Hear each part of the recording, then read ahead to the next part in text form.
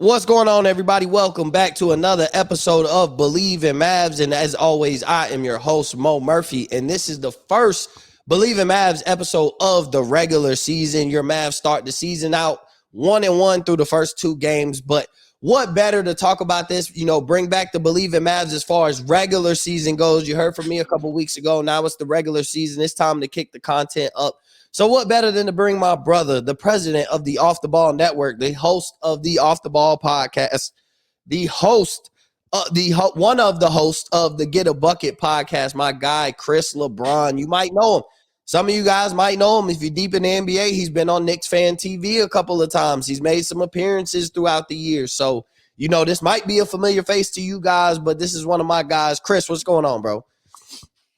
What's good, man? Happy to be back on the show. That's funny. I did a Mavs season preview with my girl, Lauren Gunn. So got I the caught Mavs.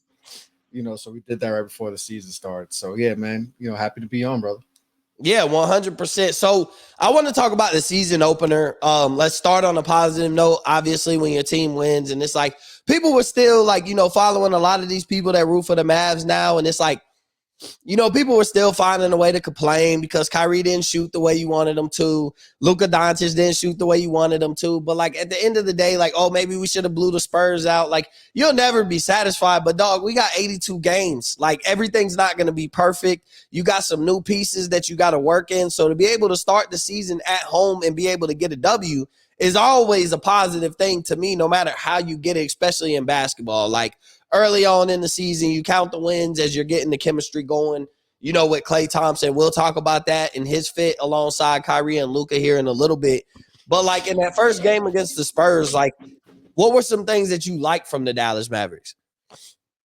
I just love the incorporation of Klay because that's obviously the number one thing. And obviously, I know Kyrie hasn't shot the ball great yet, hasn't had a big scoring game yet, but I think that was the number one thing I wanted to see was how were they going to incorporate Klay Thompson, and he fit in kind of perfect. I was kind of not that I was pessimistic about the fit, but when you have two ball dominant guys like Luka and Kyrie, and you add another guy in Klay who's a scorer, you're kind of like, okay, how will Kyrie and Luka work with Klay, and will they be looking to find him, or are they still going to play their game? And how does Klay fit in that type of offense? And you saw Luka plenty of times he was looking for and got him in the right position. So throughout the first two games, especially the first game, I'm like, okay, I think this is going to work out better than I thought. And I think another thing is he looks healthy too, man. That's the thing. I mean, he had devastating injuries an Achilles, a blown Achilles, and a blown ACL. We know the timetable for one of those injuries now back to back. So to me, that was my number one thing is how he looked, and he looked pretty well. I think he had 6 threes in that first game. So he was 6 for 10. And also with Derek Lively too. I'm a big Derek Lively guy. Obviously, being a Duke Blue Devil fan, I always just root for my guys, and coming off the bench, and I'm sure we'll talk about that. But I won't get too upset about that. But there's still some things he needs to work. He's still a very raw player. I know he was put in a he played relatively well for a rookie center. We know how rookie bigs, they take a while to kind of develop, and he was kind of inserted into that, into the frame kind of, quick. And then obviously now playing for a championship level team, the development, is kind of, it's kind of rushing a little bit, but there's still some things that I need to see from him, especially as a rim protector. I don't think he has a block yet this season. And that's not indicative of pure rim protector, but you want to see him get at least 2 or 3. He should be averaging 2 to 3 blocks, a game, and I'm sure he'll pick that up. And the fouling, I think he's had 7 fouls so far, 8 fouls so far. But so those are the few things I was looking for in that game, and so far in the early season. Yeah, and so here's my thing with like Klay Thompson, and people were skeptical on the fit. Like, I think it's the lack of understanding of like a shooter and their mentality. Cause like when you think about people playing basketball, a lot of people just aren't natural shooters. Like people they're just not shooter. They're streaky shooters. They don't understand. Like then you have the people who are pure shooters. And so like to be a shoot, as long as you have a guard that's willing to find you and can find you, like you'll fit offensively pretty easily. And like it's up to you to hit shots. Like Klay Thompson goes 6 for 10. So obviously it looks like he fit really well. Like if he goes 0 for 10, to me, though, people would have been like, oh, Klay Thompson, he's trash, this, that. But I would have been like, but look at the quality of shots he was shooting from the three-point line. Like, really quality. You got to make them. But just because an off night doesn't mean Klay Thompson doesn't fit. Okay, he has an off night, but, like, you got to look at the quality of shots he's getting now. Like, and he was getting some high-quality shots in Golden State, and all you had to worry about essentially creating their own shot and really killing you offensively was Steph. Now you have Luka and Kyrie that you have to account for. So you can't really like you have to take a chance of playing help side defense.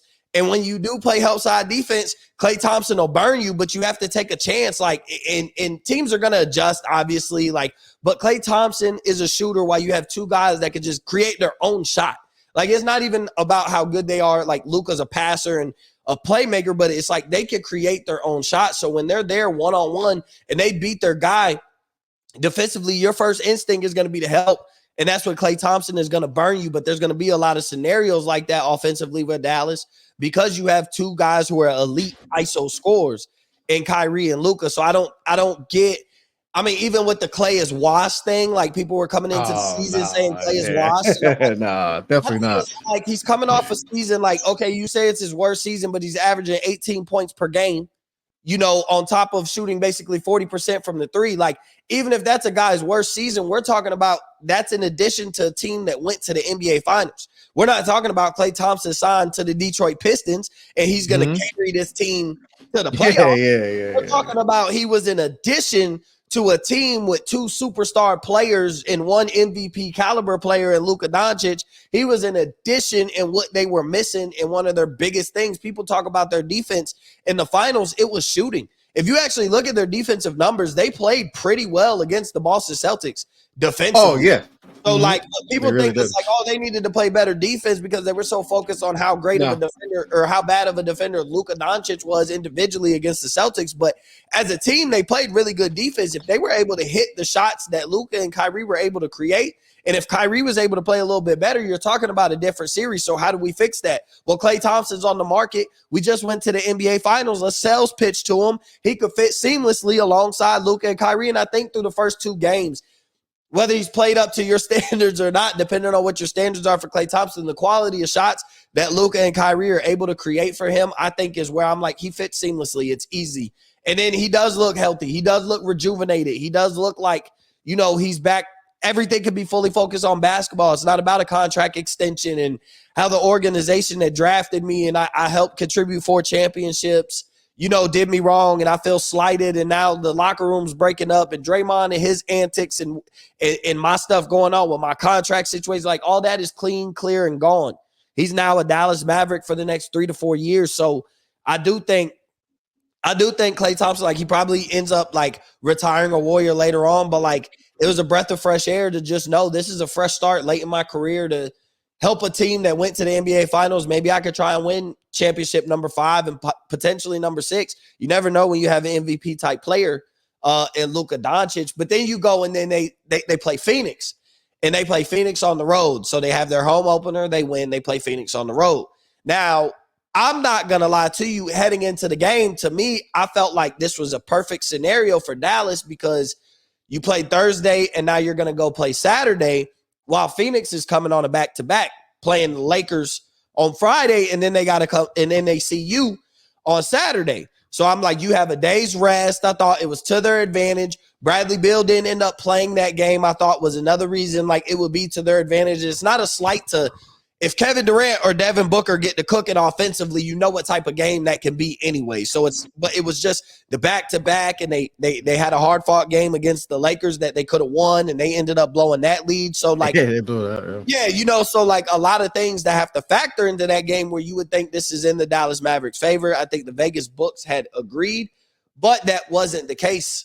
The Mavericks ended up losing 114-102. So, Chris, if you had followed a lot of people from the Mavericks, the complaint of this game, and I don't like to do this, but I do understand when these are, but the complaint was the officiating.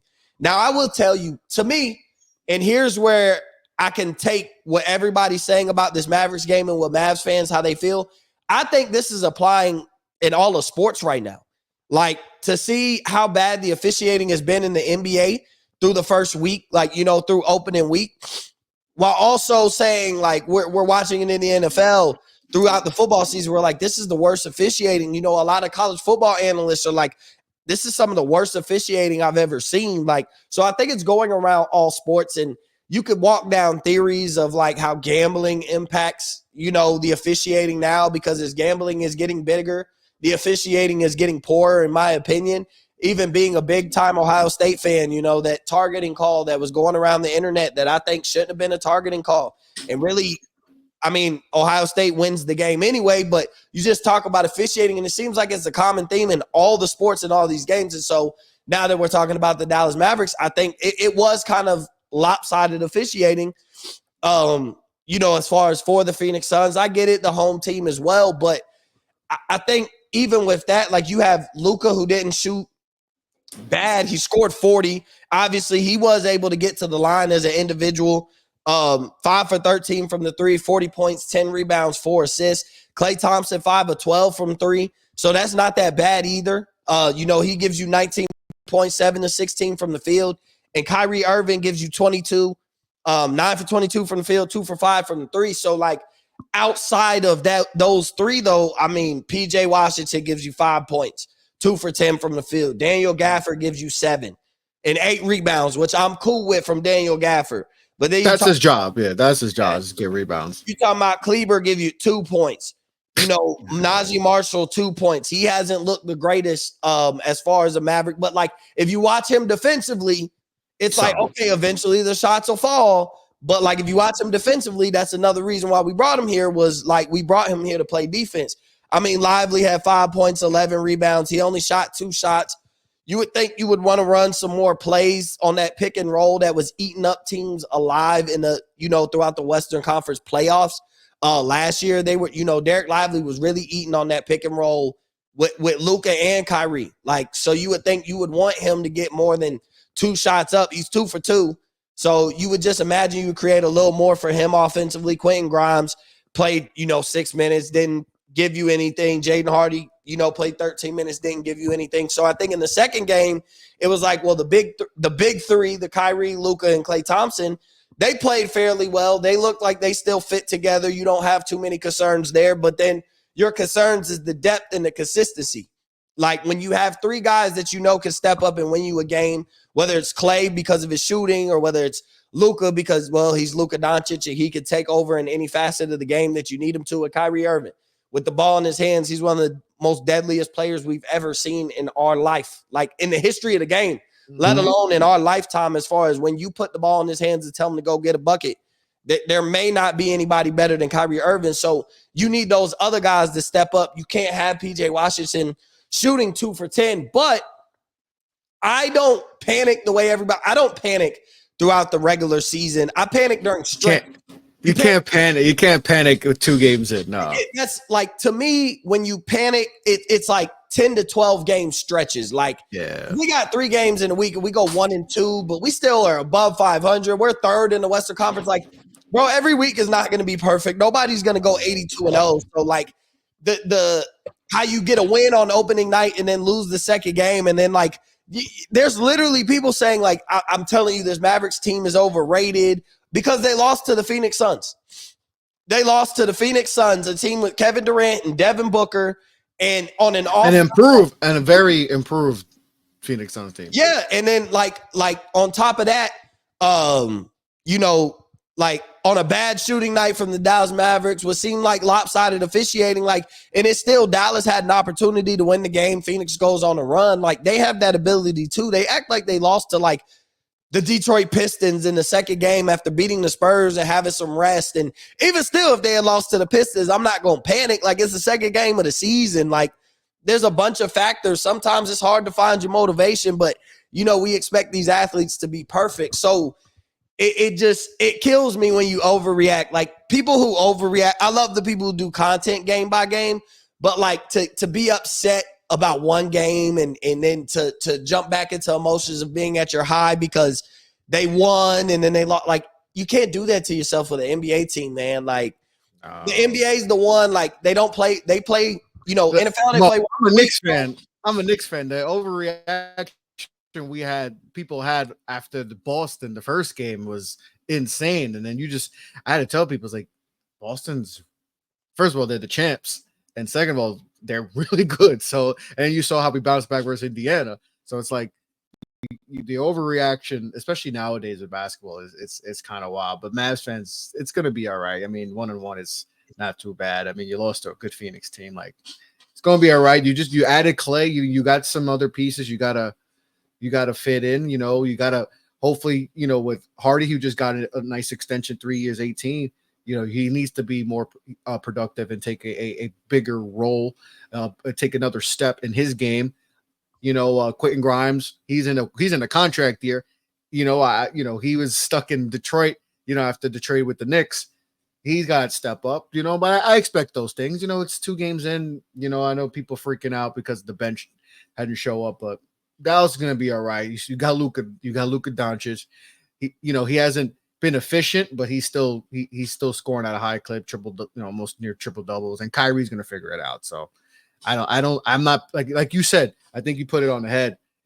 We shouldn't be on the panic meter until we get at least a quarter of the way into the season. Let's get and then Christmas. Like, let's get the Christmas game. It's not even November yet, technically. So let's get to the Christmas games. Like, let's get through Halloween. Like, and I know the basketball season now starts earlier than we're used to. Sometimes tip off used to be Halloween. Like, Halloween on a Thursday night or something would be the opening night of the NBA. Now we're starting. It should. It should be, right? Like, Halloween should be the set start of basketball season because it's like the shift in the final, quarter of the year. It's the Thanksgiving, it's the Christmas, we're deep into fall, it's basketball, it's football season. Like, I think it's still in football mode. And like, if you're a baseball fan, if you're a fan of the world's, baseball, you still got the end of the, the World Series, ALCS, NLCS.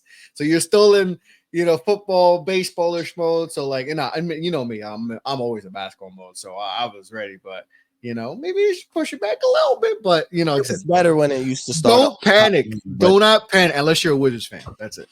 Yeah, and then like there's some teams who know what certain. We know they're cooked. Like, when you come and you won opening night, like, that's my thing is you did handle business coming off of losing, like, in the NBA finals, but like you set the tone for the season by winning your opening night game against a team in the San Antonio Spurs and Victor Wembanyama, and like we could talk all day about how amazing that guy is going to be, how much of a draw that is. So, like, for the Spurs to come in and you have to play Wemby in Dallas to open the season after an emotional loss in the NBA Finals with all these new additions and trying to implement how everything fits, like, you got to be happy that you were able to take care of business. You always want to set the tone for the season by winning your first game. Like, especially when you're a team with aspirations of getting back to the NBA Finals and maybe this time getting over the hump and winning the NBA Finals. Now, part of trying to win the NBA Finals, to me, is to have the best lineup possible. So, Chris, I want to ask your opinion. You are a Knicks fan, so you are on the outside looking in. There is no bias, even though you did say you do have a little bit of Duke bias because of Derek Lively, but I don't know. I haven't checked the temperature with other people as far as if I'm in the minority or the majority of how people feel, but I think Derek Lively should be the starting center over Daniel Gafford. But what say you?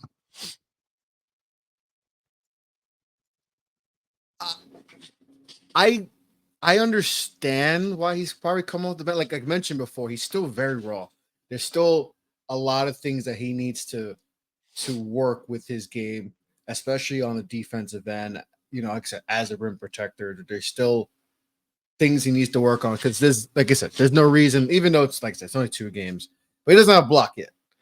So we need to he needs to figure out that and the fouling too. I think 4 fouls each maybe in each game, and playing 22 to 25 minutes in that range. So I think I get why they probably don't want him to get into early foul trouble. So I rather him, if he gets 2 fouls quick, now he's off.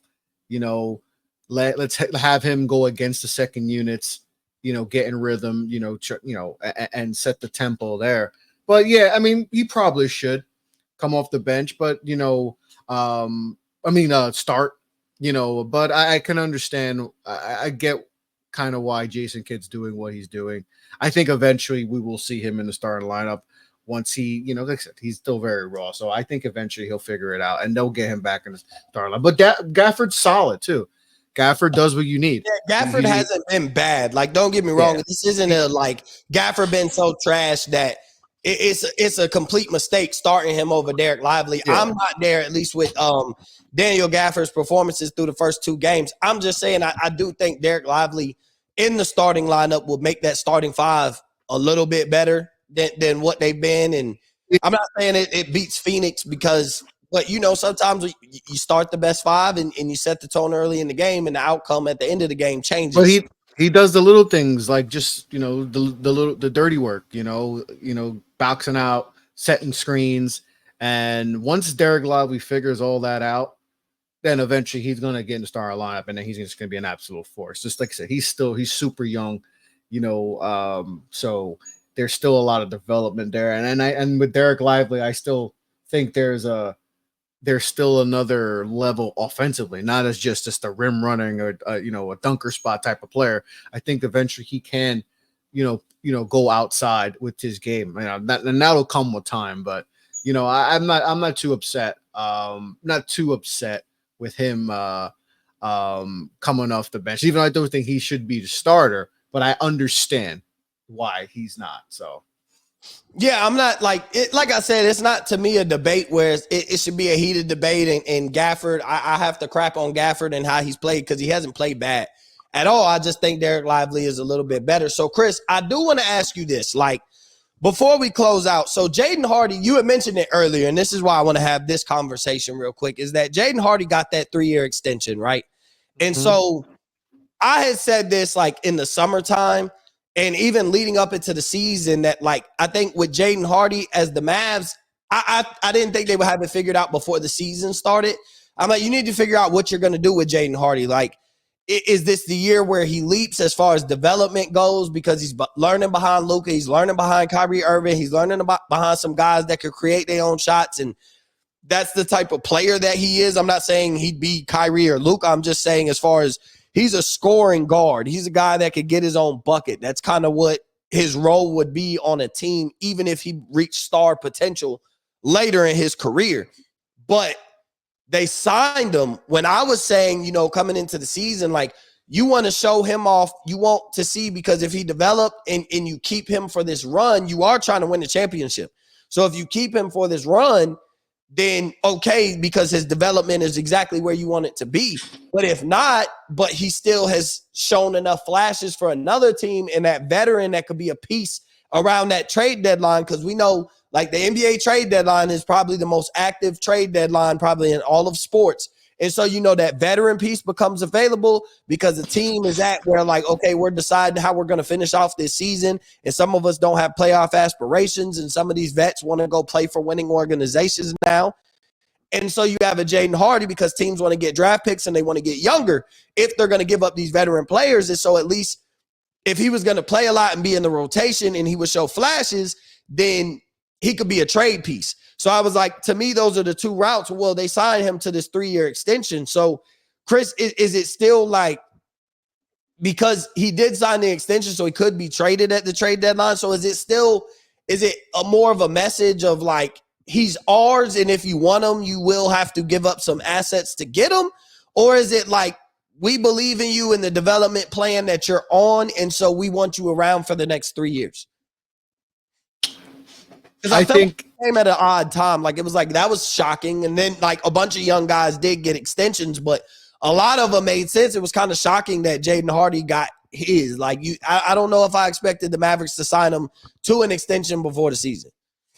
No, I think it was a good move because you got him for nothing. You got him for absolutely nothing. What, $6 million a year? That's absolutely Well, it nothing. definitely wasn't a bad move. Like it was smart on their part to extend him. It was just, to me, like, what kind of message is it? Because I thought like he could be an interesting trade piece for a team that has a vet that's trying to get young.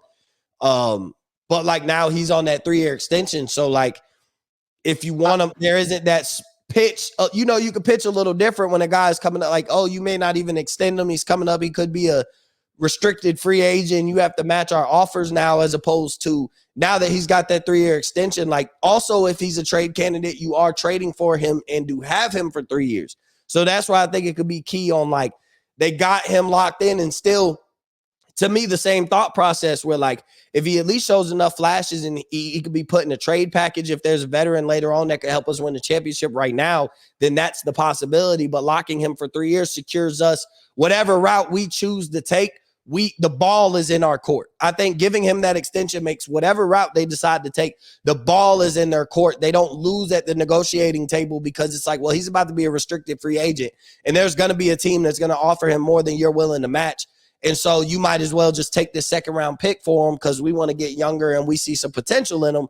Now it's like, well, we got him for the next 3 years. So if you want him, like, in a trade package, we do want that veteran. We'll add Jaden Hardy in there, but it's got to be enticing for us too, because we can just stand pat and continue to watch him develop and turn into that player that you think you could have based on the flashes you've seen. So I think that was what was interesting to me with Jaden Hardy and his 3-year contract extension. But I think the same thought process for me, it hasn't changed because he got extended, because I do think it's a possibility. It just makes it more of an enticing trade candidate in a trade package, trying to acquire a vet, knowing that you're trading for a young guy that you do have for the next 3 years. This isn't like some of the other sports where you can adjust the contract. Like, you will be taking on that contract and have him for the next 3 years.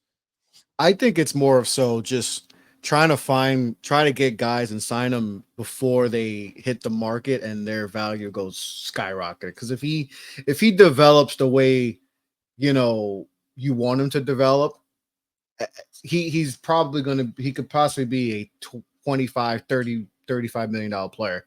So why not get him cheap now? And we have talked about, like, we see that a lot in baseball, right? Where they'll lock up a guy, give him a 10-year, 100 whatever million before he hits the market in 3 to 5 years, where he could possibly be a $300-400 million player. Yeah, I think that's what you're kind of, and the Knicks did this with Deuce McBride, and I really like that. And they got him for, I think it was 3 years, $6 million, $9 million, something like that. You know, so they got him cheap. So you're gonna see a lot with those second round picks too, like, because you need those guys, because as the cap goes up, and we know Luka is going to get the bag. Like, he's getting the bag. You know, Tatum got the V bag. Luka's getting a V bag. So you need guys, you know, off your bench that you can, that, you know, and Quentin Grimes is going to be another guy potentially that they might have to, you know, figure out if they're going to resign. You know, I think he's going to be restricted free agent. So you have to figure that out. To get an extension done with him, and I think he wanted they were trying to do that same thing they did with Jaden Hardy with Quentin Grimes, and I think he knows there's a couple teams that might give me a little more money than what you're trying to do, and so if you don't, you know, bump the price up a little bit, then I'll go ahead and be a restricted free agent. It's not that I don't want to be a Maverick, but at the end of the day, the NBA is a business, and if I'm a restricted free agent, and it's like, we want to keep you, but hey, test your value on the market.